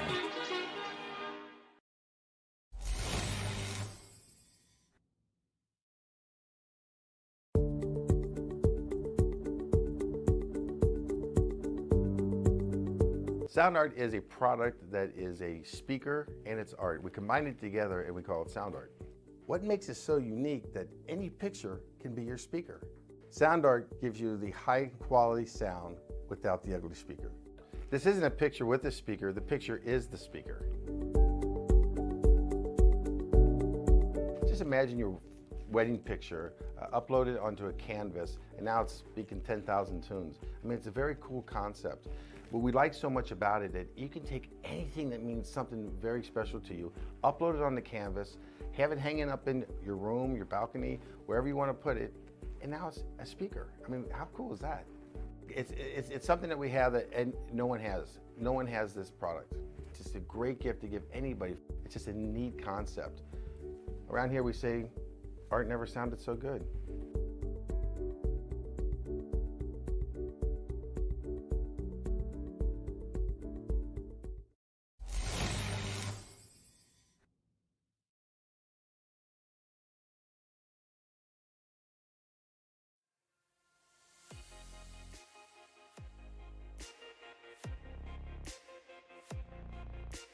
Welcome back to the virtual Interlagos, the virtual Autodromo Jose Carlos Passe. Certainly a fantastic racing facility here in Sao Paulo, Brazil, and a fantastic place to have some GT3 action. Not the first time we've had it on the channel, but potentially the best so far. A lot of storylines to work through, and we'll do our best coming up. We'll hand things over first to race winner Jackson Resende, standing by with JP Costa. Então, Rezende, infelizmente não podemos escutar de você semana passada, mas pelo jeito valeu a pena, né? Ganhar em Interlagos, obviamente, a nossa casa. É tão bom ver um brasileiro com essa pintura assim, essa pintura absolutamente linda. É tão bom ver você ganhar. Mas conta aí, como é que foi o qualifying? Óbvio, tu infelizmente não conseguiu pegar a pole, mas valeu a pena no final. Boa noite a todo mundo que está assistindo a transmissão. Cara, ali no Qualify ali, por um meio décimo ali, perdi a pole para o Scott, estava muito rápido. Ele na largada ali, eu consegui ficar atrás dele, não perder ali a segunda posição e tentei acompanhar ele até na parada do box, porque tava complicado, o carro saía muito de frente ali, não conseguia chegar perto dele, comecei a ficar ali e na saída do box coloquei um pouco menos de combustível para me tentar sair na frente dele. Aí, acho que ele teve algum acidente, algum enrosco, eu não vi direito aqui ainda. E aí, quando eu vi que abriu um gap, eu comecei a salvar o combustível para dar para chegar até o final. E foi, como você falou, foi sensacional ganhar aqui em Interlagos. É um prazer estar correndo em casa. E eu só tenho a agradecer a Liga, meu companheiro de treino, o Fábio, teve infelicidade nessa corrida. E agradecer os patrocinadores da equipe, que é a construtora Zimmermann, a B8 Seguros, e os apoiadores da equipe, que é a Helsinki Veld, a Logitech, a Main Gear, a Micro Center e a Mais Motorsports. É um prazer estar aqui. Bom, é um prazer tê-lo aqui de novo, mas rapidinho, antes de eu deixar você ir embora, como é que tu vai se preparar agora para a próxima corrida em Nürburgring? Obviamente bem diferente dessa pista aí, mas eu espero te ver de novo em primeiro lugar. Eu também espero estar aqui semana que vem na cabine de transmissão mais uma vez, mas eu vou treinar forte mais uma vez para essa etapa, como tenho treinado todas as outras, para tentar ali estar na disputa no final do campeonato ali pelo título. Bom, agora no campeonato, obviamente, o Matthew Dent, ele não correu, então você com certeza vai estar ultrapassando ele no campeonato e vai estar liderando a partir dessa semana. Então, assim, obviamente eu devia ser imparcial, mas eu estou torcendo um pouquinho por você. Mas isso aí, tudo de bom, tudo certo, até semana que vem e parabéns pela corrida. Valeu, obrigado, até semana que vem. So, that was Jackson Resende, and, well, he was not overly excited about qualifying, obviously half a tenth got him away from pole, but after that, he just kept the pace to Scott Reister. He said that Scott was just so quick, and he was kind of struggling at one point to keep up because he was just understeering. The front tires were kind of heating up, and he was just struggling to keep up essentially with him.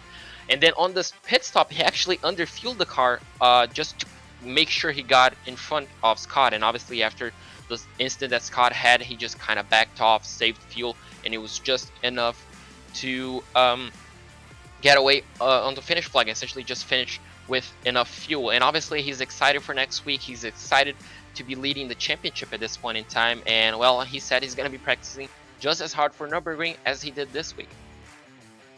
Awesome. Thank you so much to JP and Jackson taking that interview in Portuguese.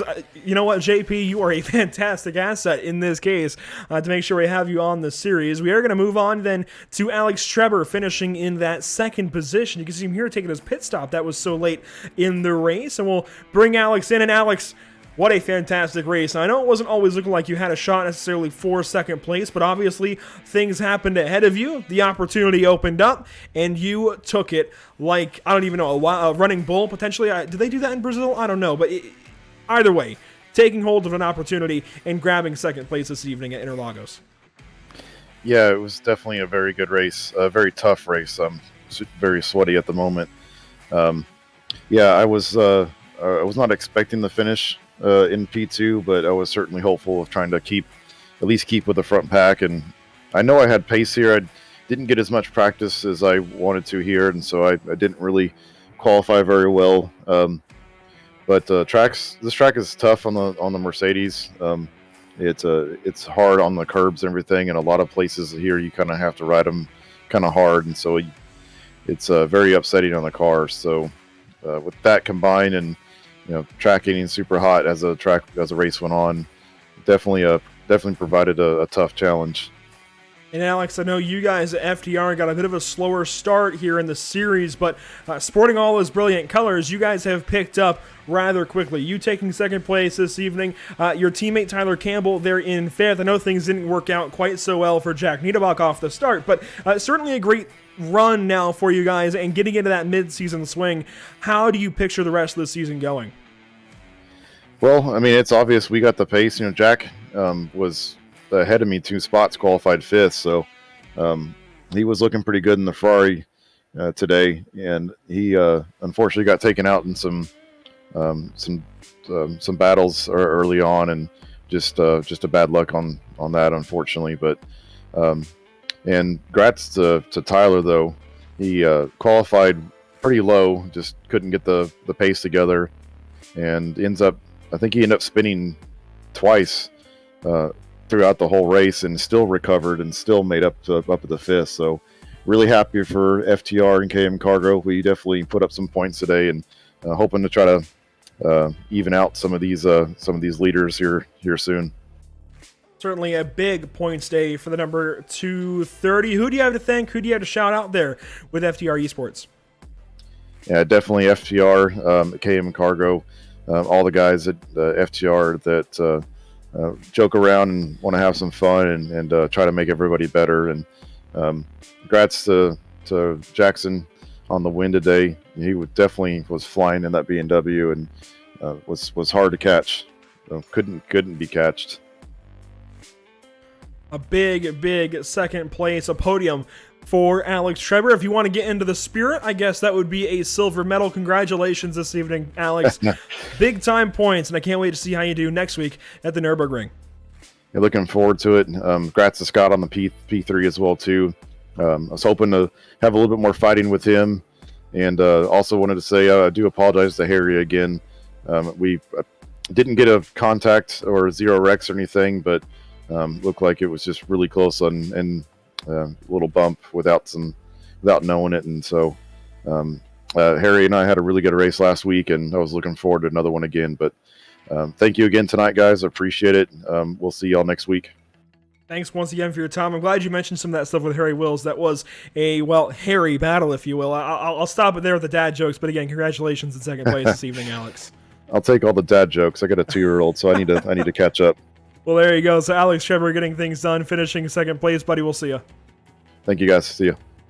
Alex Treber, a very, very strong run for him and the FTR Esports team as a whole. We'll hand things down then to our amateur race winner, JP Costa, with Josue Morado Manriquez. So Josue, a fantastic race for you. I mean, it was just a quiet race. I mean, you were just running your own race ever since lap 1, and you just kind of gapped everybody on the amateur class. You even gapped the guys in pro class. I mean, you were so consistently clean and so consistently fast. You could have been a pro driver in this race.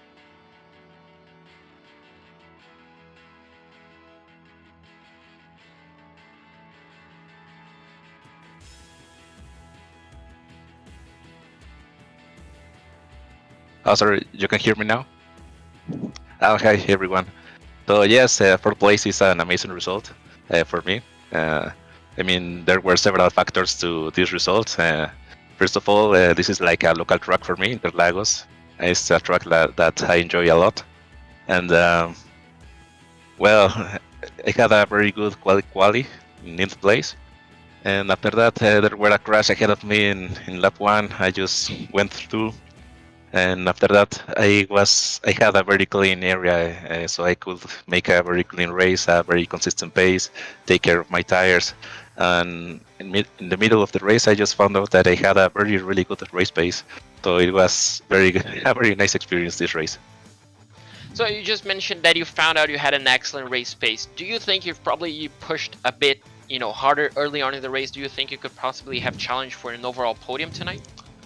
No, the guys ahead were very fast. I mean, I just took my comfortable race pace. I could get very focused because I was alone. Really, all the race, I didn't fight for any position the whole race, so I could use all these ingredients to just take it home in a very nice place. Well, I mean, it's going to be fantastic for you. I mean, it has to be fantastic. Obviously, you're an amateur driver at this point in time, but, taking 4th place overall is just an amazing result, and definitely going to be pumping you up in the championship, and definitely, hyping you up for Nürburgring. And how do you prepare after such a great result? Yes, this is a very boost for confidence. No? I mean, the last 2 races were not as good as this. I had some mistakes, I had some crashes, and there were not good results, but this was my time, and I had a nice race, and I hope for the next races things are better like today was. Well, I certainly do hope so, because you seem to be an amazing driver, amazingly clean. But before I let you go, who do you have to thank for your result? I mean, for all my friends, my family, my sponsors that are, I know they are watching this transmission, so regards for them. Well, I'm sure they're ecstatic with your result. Well done, Josue. I'm happy for you, and hopefully we can talk to you next week. Yeah, I hope the same. Well, that was Josue Morado Manriquez, 1st place finisher. I mean, what a race from him, and he's definitely happy. But back it over to you, Andrew, for our 2nd place finisher in the amateur class.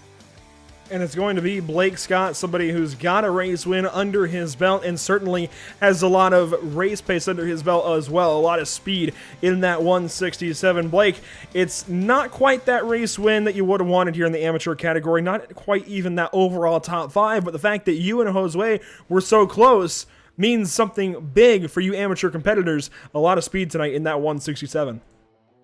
Yeah, thank you. I was feeling good out there. I didn't help myself with my bad qualifying laps, but I was pushing hard, and towards the end I lost my tires. But no, Jose drove a great race, and he definitely had the pace tonight.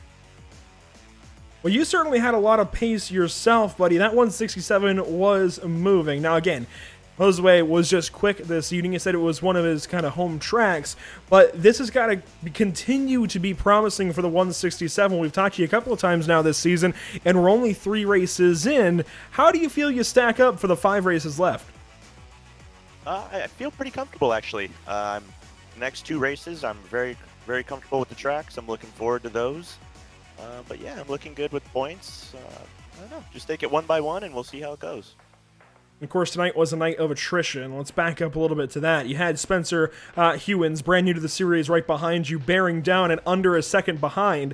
And there was a lot going on around. Cars flipping over on lap number 1 out of turn number 3. How do you miss that kind of stuff? How do you hold composure for an entire 50-minute race? Yeah, I got pretty lucky there on lap 1. There was that big incident there. Cars flipping everywhere. But yeah, just being cautious, not trying to, keep it full throttle and hope I make it through. I was, slowed down, tried to pick my way through there. It is a long race. Yeah, it was a lot of fun out there. There was a lot of chaos, but everyone drove well. It was a lot of fun out there. So big time speed so far out of Blake Scott. Buddy, who do you have to thank there at Scott Racing? Yeah, I'd like to thank my dad, Mark Scott, over at Scott Racing. Grandparents for watching back at home, and the rest of the crew. Thanks, guys. Blake Scott getting things done this evening. A second place in the amateur category, a sixth place overall. Have a great night, buddy. We'll see you at Nürburgring. Yeah, thanks, guys. Again, Blake Scott, a lot of big stuff happening for that number 167 operation. And Mark Scott in the 166 that we saw a little bit of earlier on. JP, a great night of racing from Interlagos. I would expect no different, but let's run down through our unofficial race results. Finishing first, of course, Jackson Resende in that 225 with Alex Trebor close behind. Well, not exactly close behind, 12 seconds back. Scott Reister another 5 seconds back in third. Then again, you get that amateur winner in Josue Morado Manriquez in the number 4 position, with Tyler Campbell rounding out in 5th. A big time run for he and his FTR teammate there in 2nd. Big time stuff for them. Blake Scott comes in at 6th overall. Spencer Hewins in 7th, but they are 2nd and 3rd in amateur competition, with Giuseppe Rivas in 8th overall, Chad Klinger in 9th, and Daniel Tenorio out of Ohio in 10th. Rounding off in P11, we do have John Sedlak, EMM Lake on 12th place, a quiet race for him. Armando Bejarran in 13th place. The 125 of Rob Rodriguez Jr., sorry, my tongue is getting a bit twisted, on 14th place. Bruno Alcaraz in 15th place. Federico Tamayo in 16th. Joshua Benjamin 17th. Definitely not the race that he wanted after 2 strong results in the past weeks. William Valdez 18th. William Coffey 19th, and Scott Cranbrough rounding off your top 20. If you fall back to the 21st position, you find Harry Wills from Twisted Racing Team, then Philip Ranieri in that 22nd position in the number 108 from G&G Racing, then Tyler Graff from the, I will just say the Graff Graphics, I guess, stable, not listed with a team, just listed as independent. But there's Mark Scott in 24th from Scott Racing, and Aldo Seckler from Radicals Online. JP Alfonso checks in after his incident with Scott Reister in the 27th position, and you got a feel for Fabio Zamperlini in that 27th spot. Should have been so much higher in the order, but he does check in ahead of Billy Bowerman in the number 102, as well as Stu Leslie in the 183 on his own team, and Mike Braun from Team Empire Silver. In 31st place, after a few spins and some bad luck, Amaro Jr. WF Amaro Jr. finishes off in 31st. 5 laps down, unfortunately. Derek Dennis, some guy that we knew was just, kind of getting away from everybody, not getting the way, in 31st. Sean Patterson in 33rd. Michael Burnett, 34th. Clarence Rosa in 35th. Russell Burton in 36th, and the 245 of Jack Niederbach in 37th place, unfortunately 31 laps down. We do want to remind you about our partners here with the North American Racing League. Of course, Race Lab, Tam Livery, and JS Consulting doing a lot of the hard behind-the-scenes work helping out around the series. Race Lab helps you to improve your driving skills. With modern overlays, race statistics, and native VR integration, you can get the best out of iRacing. Start using it now for free at racelab.app. And this is a program that I know a lot of drivers use. It is very, very popular across the iRacing.com motorsport simulator, so certainly if you haven't looked into them just yet, I recommend doing so. It is a quality product over there at RaceLab. JS Consulting provides custom website and app development, including iRacing League website design and hosting. Find JS Consulting at johnsedlak.com. And Tam Liveries offers custom packages for some of the best livery designs in iRacing. Several of the paint schemes in this field have been produced by Tam Livery.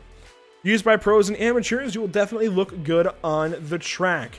That's not to say we don't have our own partners here at Pit Stop TV. Of course we do, in the form of Tucson Sound Art, where your picture is your music. You provide the image you want, and they will custom create a beautiful framed high-quality canvas with a built-in Bluetooth speaker. With Sound Art, you get the best of both worlds. Visit TucsonSoundArt.com and use promo code PitStopTV at checkout for 10% off of your purchase. Ever wish you could have a race engineer on speed dial? Well, now you can, thanks to RacePace, a driver development service and setup shop all in one. Work with Tyler Campbell, a real-world race engineer, to set up your game before your next race. Take up pace with RacePace. When it comes to your appearance, you deserve the best care that money can buy, and at Permanent Makeup and Cryo in Maine, there we go, that is the focus. With locations in Auburn, Lewiston, Naples, and Saco, Maine, Permanent Makeup and Cryo in Maine owner Ashley Bollier is a certified micropigmentation specialist who provides professional, safe, and personalized services. Contact Permanent Makeup and Cryo in Maine at permanentmakeupinmaine.com or call or text them at 207-358-8683. Whiplash Media specializes in various sim racing resources, including paint schemes, stream overlays, iRacing camera packs, and more. The official graphic and camera provider of Pitstop TV, you can grab your iBroadcast cameras today at www.pitstoptv.com. BAM Racing Videos by a race fan for the racing community. Check out BAM Racing Videos on Facebook and YouTube for the latest local track content around Indiana, North Carolina, South Carolina, and many more states.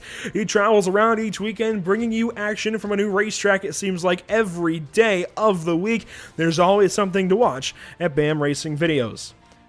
That will do it here from Interlagos, but JP, I do got to ask, final thoughts as we wrap up here from round number 3 of 8.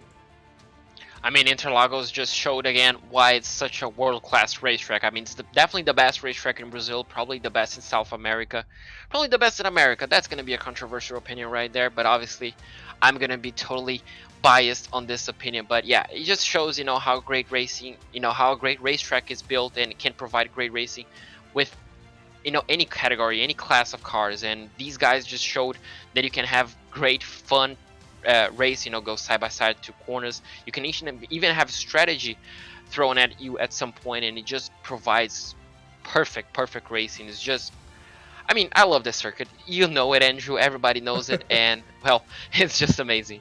Well, you've got reason to love it. It is your home track, and I've loved my home tracks throughout the years just the same, so you've got plenty of reason to love this place. It puts on fantastic racing on and off the sim. I mean, look at these cars snaking through, again, what feels like an infield portion here at Interlagos. So much to be happy with in this circuit as your home circuit. We've got a lot coming up here at Pit Stop TV throughout the coming days. In fact, tomorrow night, we're right back at it with more road course racing. It is the MSRA National Series. Emerson Arden and Cole Freilich on the call tomorrow night with coverage from Watkins Glen. Then on Tuesday, we bring you the Nork iRacing Series as they go to Legacy Daytona International Speedway at 6:40 p.m. Eastern Time. It is the final round of the regular season. A lot to watch for so many drivers. There's so much on the line in the final race to extend their championship hopes or potentially start their playoff hopes. Wednesday evening, we bring you the finale for the International Online Racing League, established in 2013. They've come to the SimIRacing.com with IndyCar action. They go to Auto Club Speedway out in Fontana, California to wrap things up in a couple of evenings' time. It will be here before you know it. Then next week, of course, the Outlaw Sim Series following that broadcast with IRL. Actually, during that broadcast, they will have coverage from the Las Vegas Motor Speedway for round number 5, I do believe it is over there, potentially round 6. I gotta get myself re-upped on Outlaws Sim Series action. I believe it will be round 6 for them at Las Vegas.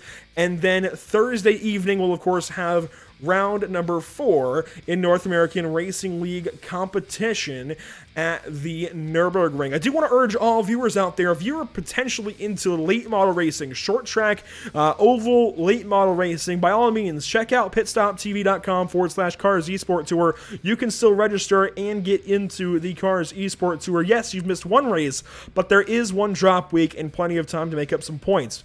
Race 1 was last night at North Wilkesboro. Race number 2 is August 18th at Myrtle Beach.